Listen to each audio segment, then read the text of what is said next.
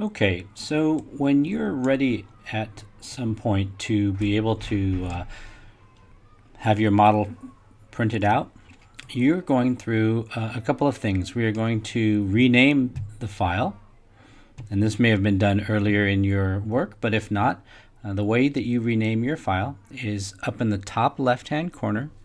You'll see that TinkerCAD has given your model a unique name by just creating some random words to put together. You'll click in there, it'll highlight and give you the opportunity to name your model. And so for right now, I'm just going to say for mine, Mr. Use model. So I'm just making something up. You will obviously have your own naming convention to follow.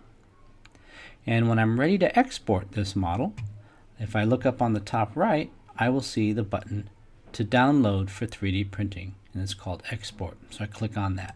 There's a couple things I want you to see here. So notice that I was at the point that I hit export, I was selecting the cup. So it's asking me, do you want to download the selected shape or everything in the design, meaning all shapes? Let's say for now I just wanted to download the cup. I would select the selected shape, and for our purposes we are going to download with the file type .stl. Click on that, and down at the bottom left you will see that the model is getting prepared for export. So again, that was exporting just this particular model.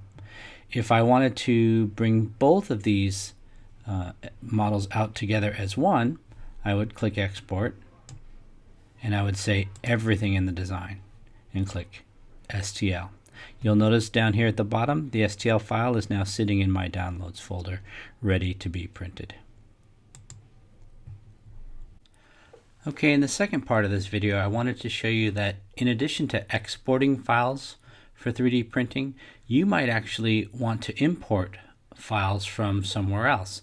Maybe a friend has designed something that you'd like to model yours off of, or maybe there's something that you found off of the web that would be an interesting piece to add to your model. So what I'm going to show you now is I have a .stl file sitting on my desktop, and I'm going to import that into TinkerCAD. So this time I'm going to the button that says import, and I can choose a file right here. I actually have the file open right here, and so I can just take that file and I can drag it over to TinkerCAD and hit import. You can see on the bottom left there it's working, and it brings it in. And so the nice thing about that is that anybody else's designs, if you want to help share a design, or someone's created something pretty cool that you want to get inspiration from, or even maybe use in a model of yours, you can bring it in as long as it's an STL file.